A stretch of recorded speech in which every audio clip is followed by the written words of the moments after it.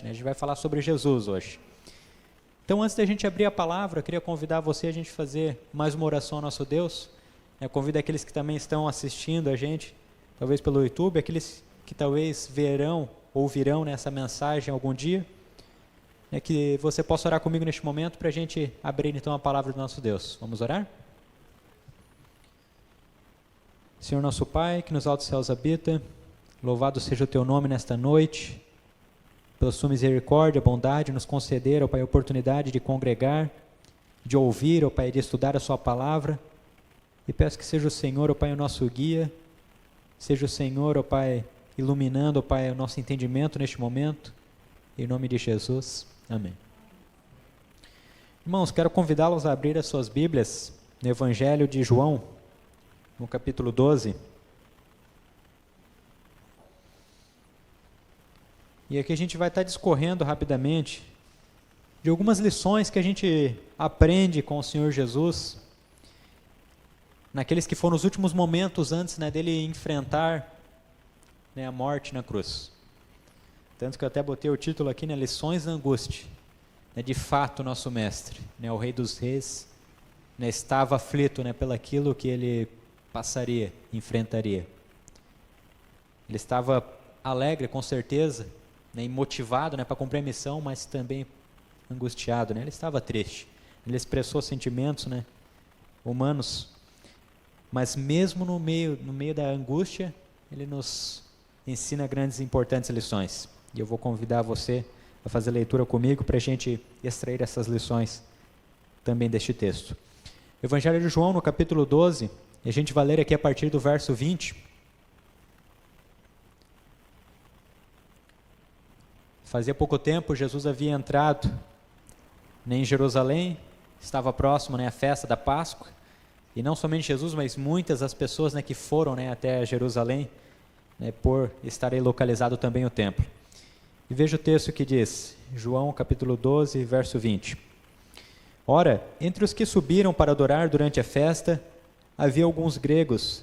Estes, pois, se dirigiram a Filipe, que era de Betsaida, da Galileia, e lhe rogaram, Senhor, queremos ver Jesus. Filipe foi dizê-lo a André, e André e Filipe o comunicaram a Jesus. Verso 23.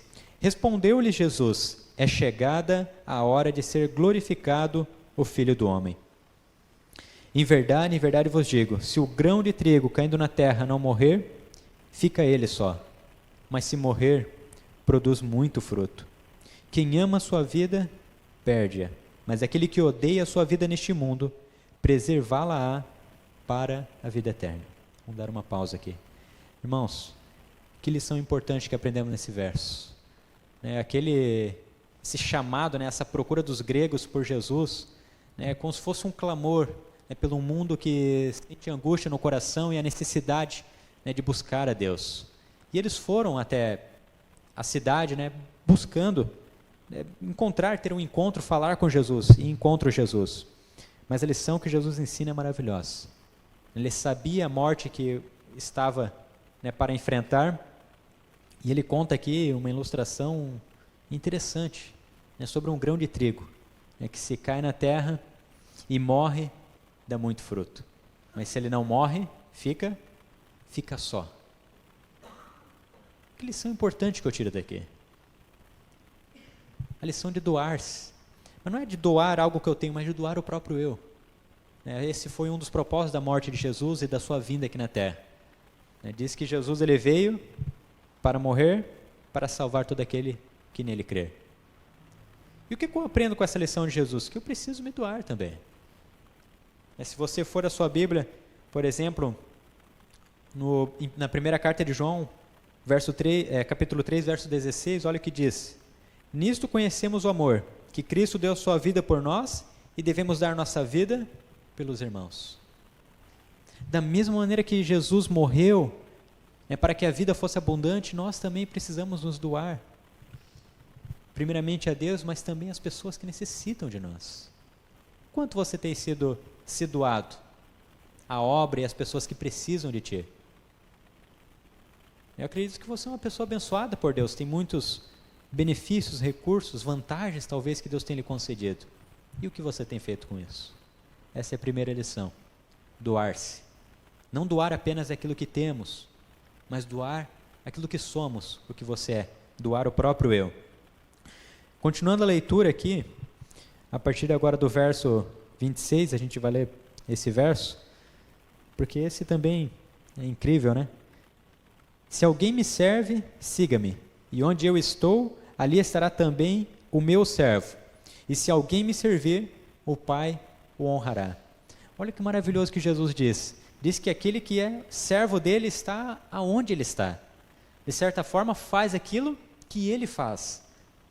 Meus irmãos, que não corramos o risco de esquecer que Jesus ainda é o nosso maior exemplo, e sempre será. E por que eu falo isso?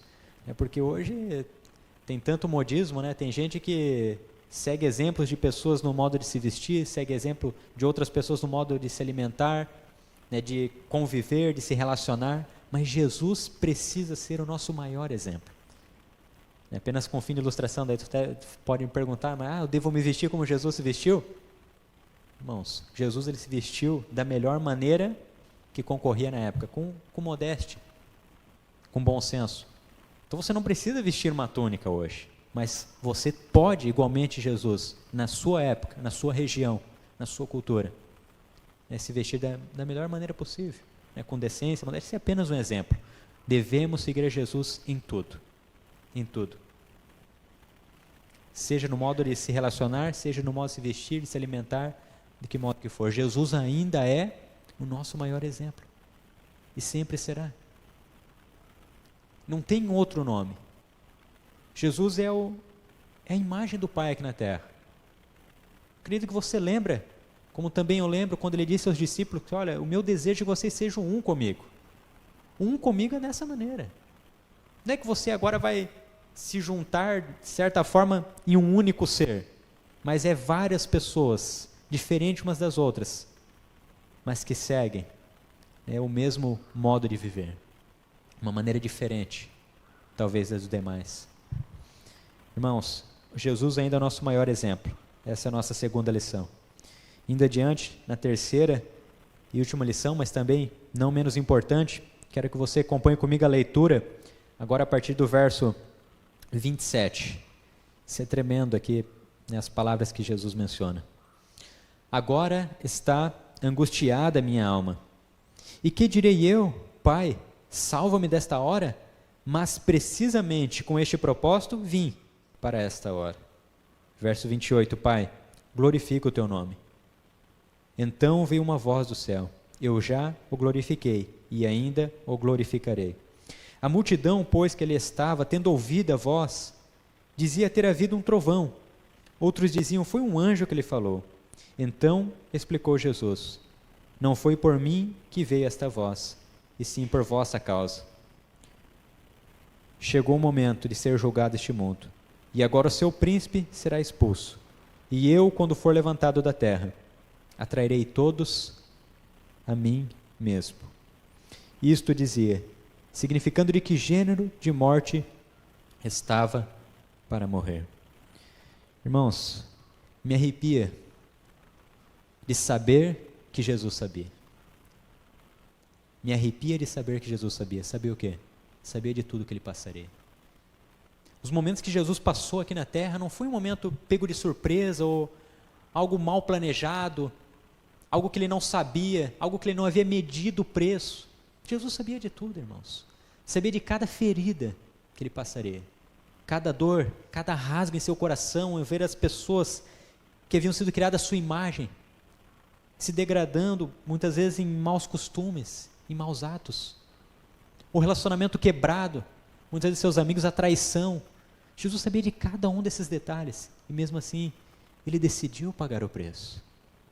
Então, que lição que eu tiro com isso? Que Jesus foi obediente até a morte. Jesus nos ensina a doar como ele doou. Jesus nos ensina que ele ainda é o maior exemplo. Mas ele também nos ensina que devemos ser obedientes até a morte. Obedientes em tudo. E por que eu falo isso? Porque nós temos uma grande necessidade, em um mundo que vivemos, de pessoas que tenham um caráter firme, capaz de dizer não à tentação, capaz de combater o inimigo, não porque você é um grande guerreiro, mas em nome de Jesus, vencer as dificuldades, aquilo que te afasta de Deus muitas vezes, a preguiça, o desânimo, as doenças psicológicas. Não estou dizendo que você não precisa talvez de uma ajuda profissional, mas que muitas vezes parte de nós mesmos começamos a criar fantasmas que depois vêm nos assombrar. Mas Jesus, sem dúvida, pode te ajudar.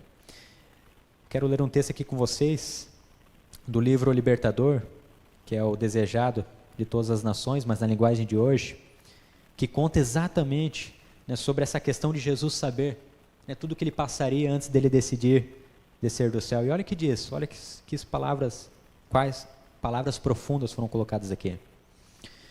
O texto se encontra na página 240, primeiro parágrafo, e diz o seguinte: mesmo antes de Cristo tomar sobre si a humanidade, ele viu toda a extensão do caminho que precisava trilhar para salvar o perdido. Ele sabia. Cada dor que dilacerou seu coração, cada insulto lançado sobre o seu rosto, cada privação que teve que enfrentar, tudo isso ele viu claramente, antes de colocar de lado as suas vestes reais, descer do trono, a fim de se revestir, a fim de revestir sua divindade com a humanidade. Mesmo ciente da angústia pela qual devia passar, ele disse: aqui estou. No livro está escrito a meu respeito: tenho grande alegria em fazer a tua vontade, ó meu Deus. A tua lei está no fundo do meu coração. Salmo 40, versos 7 ao 8. Sua vida na terra foi cheia de trabalho e sacrifício, mas ele era animado pela perspectiva de que, dando a sua vida, traria o mundo de volta à sua antiga lealdade a Deus. Ainda que precisasse primeiro receber o batismo de sangue, que representava a sua morte, ainda que os pecados do mundo devessem pesar sobre o seu ser inocente, ainda que pendesse sobre ele uma indizível aflição, mesmo assim, considerando a alegria que tinha sido proposta, ele escolheu sofrer a cruz. Ou seja, Jesus mediu. Ele sabia de cada ato que ele precisaria fazer para salvar a mim e você. Mas ele disse: aqui estou. Isso aparece em outras partes das Escrituras. Por exemplo, quando diz que o Cordeiro já havia sido morto desde a fundação do mundo.